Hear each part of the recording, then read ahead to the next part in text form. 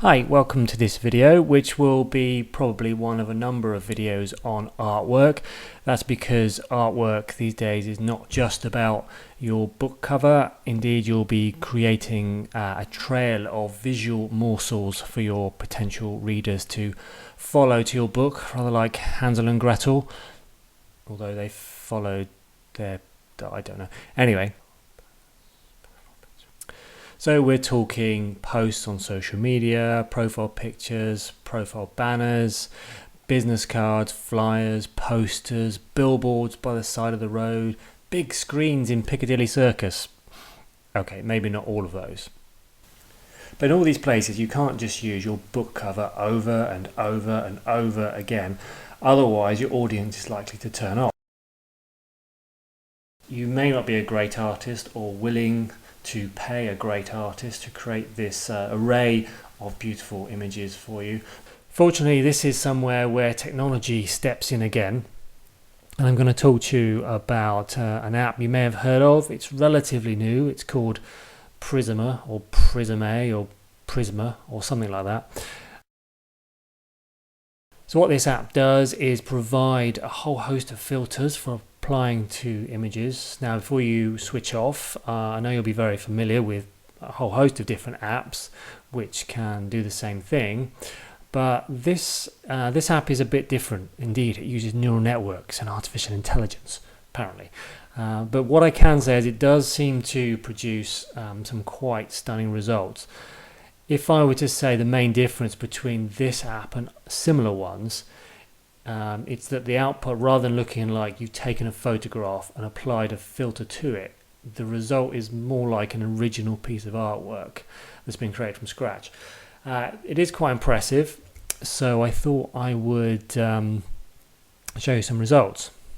Now, the other day I was out and about taking photos. I was hanging around train stations taking lots of pictures of cool things like train tracks and bridges.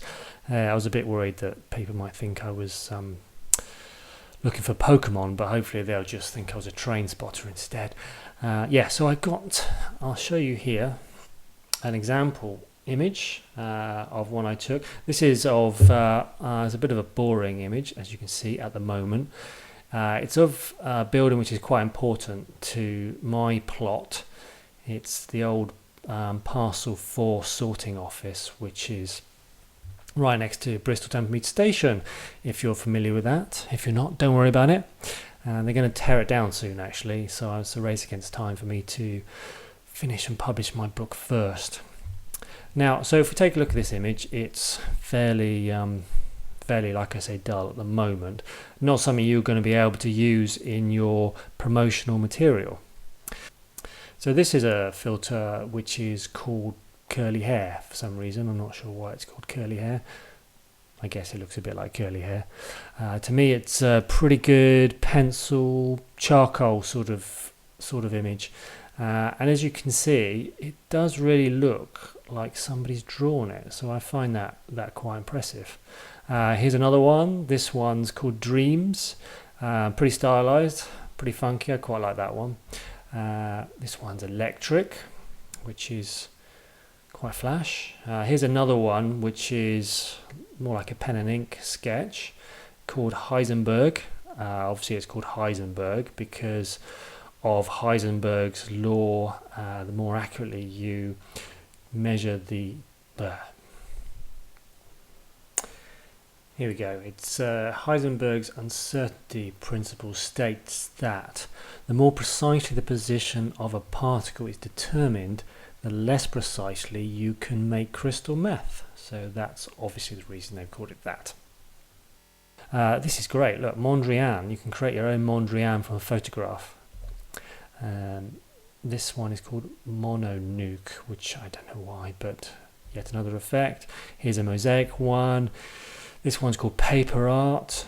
And this one's called Tears. And this one is my favourite one called Wave, which gives it this kind of watercolory sort of wavy look.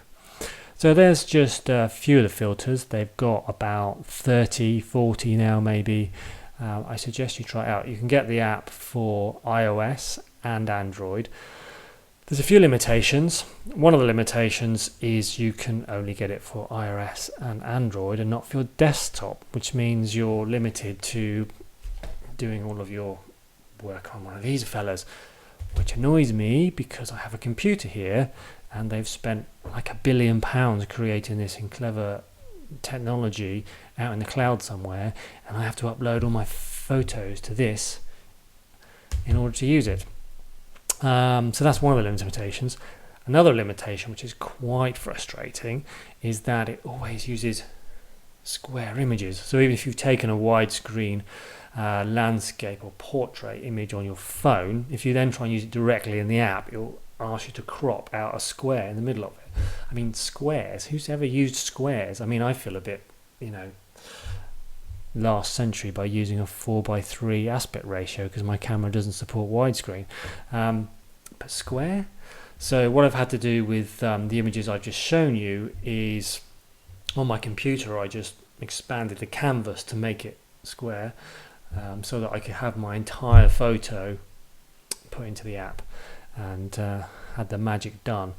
The final limitation as well is that the maximum resolution of the output file is 1080 pixels square, which is fine for anything you're going to use on the web, but you won't be able to use it on a print book cover. You'll need at least 2 or 3 times the resolution for that. Of course, this is the free version of the app, so you expect some limitations. If you hop over to the paid for, there is no paid for version of the app. That's it. It's like you go to their website and it doesn't say anything. It says download the app. So I'm not sure what they're playing at. I'd be happy to pay £10 a month, and do unlimited number of high resolution non-square images, but no, maybe soon. Anyway, have a play. You might get some great results and maybe let me know.